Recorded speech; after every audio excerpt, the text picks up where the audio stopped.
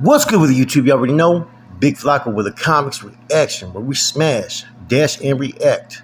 Please hit the like, subscribe, comment, do all those things to help support this channel, and hit the bell notification for future fire reactions. So as you can tell, man, Wes Watson was on No Jumper, and there's been a lot of scrutiny and a lot of people upset over some of the statements he's made. I'm going to go into a whole different direction on it, though, man, because I seen a comment by, what's his name, 1090 Jake, end of sentence, talking about, how do you guys know you guys weren't there? You know, I'm going to say this about Wes before we go any further. Number one, the dude's an awesome speaker, man, awesome motivator. You know, he knows how to fucking, he got the gift to gab, man, straight up, and he knows how to apply it. And I can see why he was pretty much probably somewhat involved in the things he was involved in probably before he went to prison, because he has that type of mannerism to him and the type of talk. But a lot of his stories don't add up. Okay. Now the second thing, I commend him and applaud him for the success he has. No hate on this side, just keeping it real. I've always said that the motivations, the way he speaks, and inspires those that want to receive the message he has. It's a good thing. If that's what you're seeking and it helps you in life, by all means. If that's what Wes can do to help other people, by all means, keep on doing it. But let's not pretend that some of the stories and the buildup that he has to create an image of himself has any authenticity or truth to it. It doesn't. The one story, right, where I clearly picked up on that I knew he was full of shit, right? Or he was, spinning a narrative, or he was taking information he got from other people and putting it into his own stories, was that when he discussed the SHU. The SHU, Security Housing Unit, a place where you go when you get certain type of infractions, and the committee elects to send you to a SHU term before you go to a level 4 180 kick out. He talked about how the Sureños would get up every morning at 3 o'clock in the morning and yell Diaz. First and foremost, I've done years in the SHU. Years. I've done it where, people on the GP side. I've done it in the validated side. I've been around so many different individuals. I've been in blocks where it was just all Sureños, and I was the only Norteño in it. And never once have I seen the Sureños do a roll call any earlier than maybe 6 in the morning.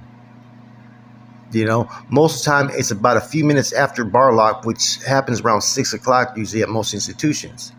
Now, I'm not to say that maybe they didn't do that 5:45 or 5:30, but never once would I ever see them say Diaz. That's it, right? At 3 o'clock in the morning. That's just not going to happen. Then in the same video, he claimed that they do showers at 3:30 or 4 in the morning. Now, they never run any type of movements really on third watch unless it's a medical emergency or unless it's a transfer. A lot of times, this is a time where they're understaffed, because this is a time where most people are asleep and there's no movements really going on throughout the day. There's no way in hell they're running showers at 3:30 in the morning. I've been to so many different AdSec SHUs and whatnot, probably 10 times more than he's ever done in AdSec time, right? Not one location does ever run showers in the morning like that during third watch. Third watch, there's no movements. The bar's locked. And that bar usually is to remain locked till about 5:45, 6 o'clock, 6:15 when the first watch comes on for the day. Now, a lot of times, right, especially in the SHU, when you're going to even cage yard or group yard, right, there's no more group yards, just cage yard, right? They don't strip you down necessarily at your cell door all the time. They did that in Quinton, but they started to also bring you down to the cages to do the strip down. They usually take you out and put you in a cage prior, and then this correctional officer strips you down right there. Therefore, it gives nobody any opportunity to pick anything up or whatnot. Because if you have a cellie, just like he said in this video, one person goes up to the trailer slot, the other person's already cuffed up, he can still grab something and get it out. No, they're supposed to do a complete search prior to you going to that yard, then going directly to the yard. Now bear in mind, this is just off one video hits. After this, I quit watching this stuff. He talks about fishing with shoelaces. Where have you ever heard or seen anybody fish with a fucking shoelace, man? Everybody knows from the fucking, either worst case scenario, you'd have to use your sheet, but most of the time you're going to use the band from your boxers. You're going to spin a line. If you're in the shoe and anybody's been in the shoe and knows what's up, they're going to have line spun like that. Then he goes on to talk about the how they were locked up for 3 days in the fucking showers, right? Which in the shoe you have, I think, basically individual showers. You know what I'm saying? They're not going to, you know what I mean? I don't see them ever locking anybody up for 3 days. If anything, they would probably move someone to a management cell first and foremost. There's no way to sleep up in there. And for waiting for someone to tell, nah. It just, the stories don't add up, man. And like I said, man, I don't hate on what this man does. But some of the shit that he comes out with, right? It's almost like he's telling somebody else's stories and he doesn't know the exact extent of the information. It's just stuff that he processed through the years. I believe he probably did time. Maybe even did some time in the hole briefly. But it doesn't add up. The things that he says. The shoe, that just killed me right there when I heard all that shit. I said, this dude never been anywhere. He ain't never been in no shoe. And then the fact that he ended up basically out of state afterwards. And if you notice his last pictures, he was in a lot of pictures he shows of prison. He's actually in a fucking dorm, which means he was in a low level security, level 2 or level 1. So all that talk about being a shot caller and all that stuff, it doesn't add up, man. And in watching the interview with No Jumper, there's one thing that I noticed, right? There was terms that he used that are more current, updated, that maybe you hear from people who just recently got out, like Renegade Media. Certain words like a banger and whatnot. You would never hear this individual use those words in his past videos.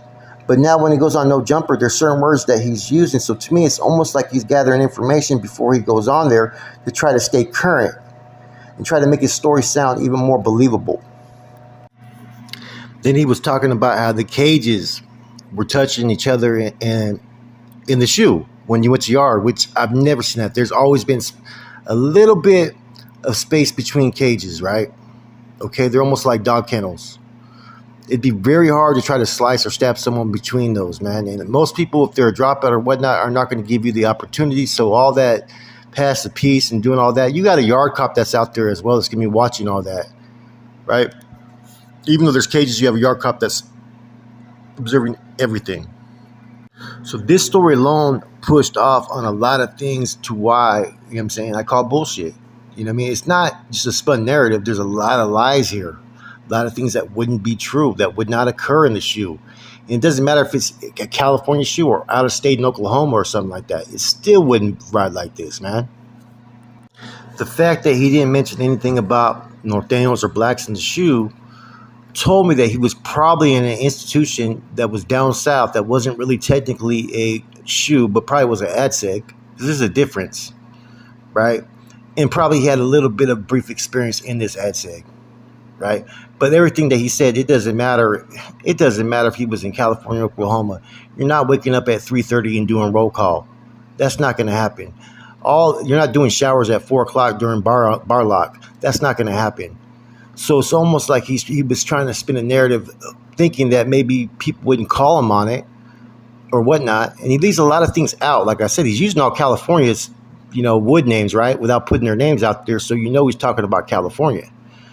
And in no institution in the Department of Corrections would any facility be operating like this in their ADSEG unit. There's no way in fucking hell. As for everything else in regard to Wes Watson, he seems like an all right dude, man. Like, he's a little high strung, right? But, he's a hustler. He's motivating people, and he tapped into the YouTube prison genre before anybody else did, before people who were actually more deeply involved. Now, some of the stuff he talks about, yeah, it's common knowledge for anybody that goes to prison. You should know, especially within your own race. So not everything that he says has been total lies, but just the buildup of him having this image of being a shot caller and doing this and doing that. There's a lot of falsehoods right there.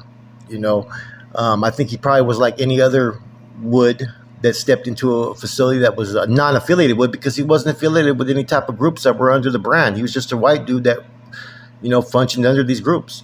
So I have a hard time believing that he would really technically take a leadership position over in any prison, I think you would have a P9, you'd have a skinhead, you'd have an NLR, you'd have all these individuals that are basically dialed in, more politically, more structured, that would probably be given that jurisdiction first.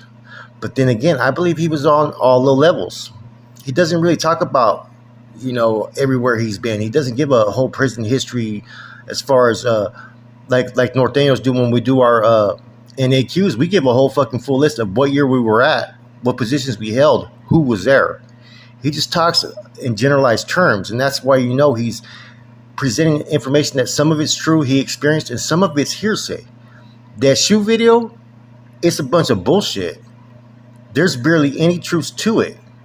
The only thing I heard that was true was that the brown bags that they give you for your food. That's about it. That whole roll call thing that he was talking about, the purpose of a roll call is to make sure that every one of your soldados or soldiers is up when that bar unlocks, because it's program time and anything can happen. Once that bar's been unlocked, right, which there's a bar unlocked that pretty much holds the door from opening, whether they try to open it with a key or electrically, right? It won't open because the bar's there. So from a certain time at night, 10 o'clock, sometimes 11 o'clock, different times for bar lock, right, is when you're going to sleep because you're safe. That bar does not move unless it's a medical emergency or unless it's for a transfer, and it's only briefly, right? That's why I tell you, they don't run no movements during third shift. There's no way they're going to run no fucking showers. He did that to fucking put extras on to make it look like an entertaining story. It's just like so much he did add in it was basically spun stuff and just entertaining stories. I wouldn't be surprised if some of the stuff he was talking about he just made up just to make it sound good. Seriously, that's how bad it was. Now, the comments he made about Mexicans and bodies and whatnot, I don't believe that to be true. I think that could be true of any race, white, black, Mexican. There's going to be those that are going to be sloppy and look sloppy, and there's going to be those that are cut up. I've seen dudes straight with 8-packs in the shoe that were in the yard with me in San Quentin. They worked out so hard, did so many burpees. I've seen dudes that were just fucking bulked up as well. So there's no one way to really determine a person's body. And I think that's just a fucking just to be controversial on his part, man. He knows what he's doing, man. You know what I'm saying? And he is right. He's made a success. He's made millions of dollars. And there's no fault in him for doing that. The way he motivates people on some of this stuff, he's pretty much accurate. Get off your fucking ass, get to it. You know what I mean? But if you're basing your allegiance to this individual or your financial contributions based upon the fact of his prison stories, man, then we realize there's stories that are not true. And when you tell lies on such serious things, right, that are caught by a convict that did time in the shoe and knows the game and really held leadership positions, right, really was a shot caller on yards, right, you're easy to sit there and pinpick all the fucking fake shit. So everything else that you hear from the dude, it starts to sound fake. You get what I'm saying? When he could be telling the truth. Because there's a lot of things he did discuss that are true about how prisons operate. I'll give him that. But those are things that you should know. But what I caught, though, and I don't know if you guys all caught, listen to some of the terminology. He's using terms that current prisoners who've recently got out have currently started to use now. There's stuff that I don't use certain words because during my era, those were not the words that we used. So that's told me that he tries to stay current in getting information, and he looks probably at other YouTubers that are more recent or up and coming to try to get information to stay in loop. I've never heard him once talk about a banger. Not saying he didn't, but never once have I heard him talk about a banger on a yard, which is a piece. And that's more of a new term that's being used recently. There's a reason why people like Dubs, who did a lot of time, go after him. We know what prison was really like, and it doesn't change much just because you're in a different location. There may be a little bit of adjustments that are going to be different from facility to facility and prison to prison, right? But there's going to be some basics that are going to remain the same, regardless of where you're at in the state of California, especially in the fucking shoe. And then you got 1090 Jake, in the sense, putting his 2 cents in. And the thing that's unfortunate about that is 1090 Jake has a lot of people who support him, which I have nothing against 1090 Jake. But when you put something out there not knowingly, people are going to believe what you're saying because you have such a huge platform. You're speaking on shit you don't know, not being from California. When you got people who've actually done time, right, who people know their names in the system, whether it's good or bad, but their name once rang bells, right? it's kind of hard to sit there and contest and say that what we have to say is not true. So you're giving out false information basically to viewers, right? Because you have a relationship with this individual, which I have nothing against Wes. Wes, I think, is a great fucking communicator, man. And that whole program he has to motivate people, shit, keep on doing that, man. I wish the stories in prison were a little bit more accurate, but that's neither here nor there. And so nobody's hating on Wes for Wes's success, I hope everybody has success, What people are saying is he's full of fucking shit, and that can't be fucking argued. It's true. You know what I'm saying? He may have ran some prison yards, but they were probably level 1s and level 2s. You know what I'm saying? Because if you've seen some of those fucking pictures he had when he was in prison, they were in dorm living. Dorm living is always going to be a level 1, level 2, with the exception of maybe a gym on a level 3 or 4. You know what I'm saying? Which are low level points themselves as well. So, man, don't be fooled by everybody, man, when it comes to all these people talking about they've been here, done that, and we're about it, man. You know what I'm saying? And unless he was tied into some fucking AB member, right?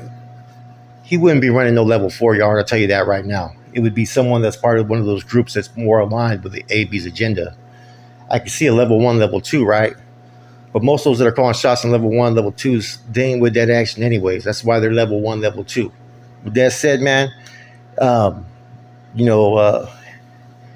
doesn't know. Even though I don't like Adam, man, he needs to do a little bit more research about how prison works, man, amongst people who've really been on yards or really have a past there. You know what I'm saying? Because a lot of this shit, man, you got people who are fucking nobodies who fucking can blow up on YouTube, which is cool. You know what I'm saying? But don't try to fucking act like you're something that you're not, man. That's the only thing that people have. That's it. I'm gone.